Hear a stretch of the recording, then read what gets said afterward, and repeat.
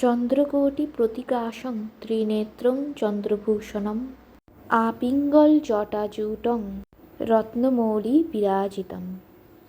বাবার পুজো করে, বাবার ভক্তের দর্শন করে বাড়ি ফিরে এসে বাড়ির ঠাকুরকে মালা দিয়ে গুছিয়ে নিলাম। ভগবান যখন ফুলের সাজে সজ্জিত হন তখন সিংহাসন আরও আলোকিত হয়ে ওঠে। স্বাগত জানাই সকলকে আবারও আমার একটি ছোট্ট মিনি ব্লগে।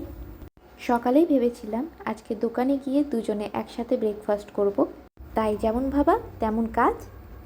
ডালপুরি নিয়ে চলে আসা হলো, এখন আমরা সেটা মিলেমিশে খাচ্ছি।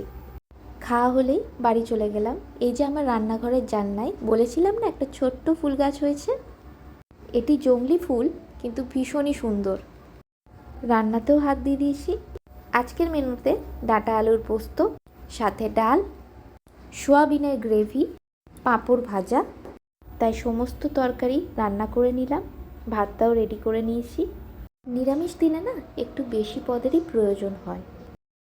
আমার রান্নাঘরের কাজ হয়ে গেলে পরে বাচ্চাদের জন্য খাবারটা মেখে রেডি করে রাখলাম।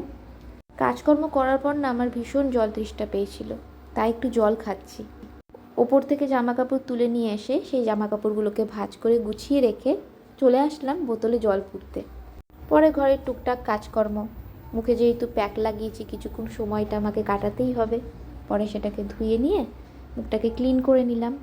এরপরে ও আসলে একসাথে দুপুরের খাবার খেতে বসে গেলাম।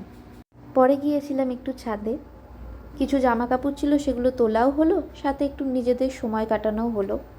আজকে একটু ঘুরতে যাব ভেবেছি, সরস্বতী ঠাকুর আছে, তাই সরস্বতী ঠাকুরকে দর্শন করে আসি। তাই আজকে একটা শাড়িই পরলাম। আমি কোনো মেকওভার ভিডিও করিনি, সবাই সবার মতন সাজে, কেউ কাউকে কখনোই কপি করে না। আর আমার থেকে এমন অনেকে আছে যারা ভীষণ সুন্দর মেকআপ করে, তাই যেটা যার ইচ্ছে সে সেইভাবেই সাজে। বাইকে যাব তাই ঠান্ডা লাগবে বলে আমি একটা পাশে শাল ক্যারি করছিলাম। বেরিয়ে পড়ি যথারীতি ওর সাথে। এবার বহরমপুরে অনেক সরস্বতী ঠাকুরই হয়েছে।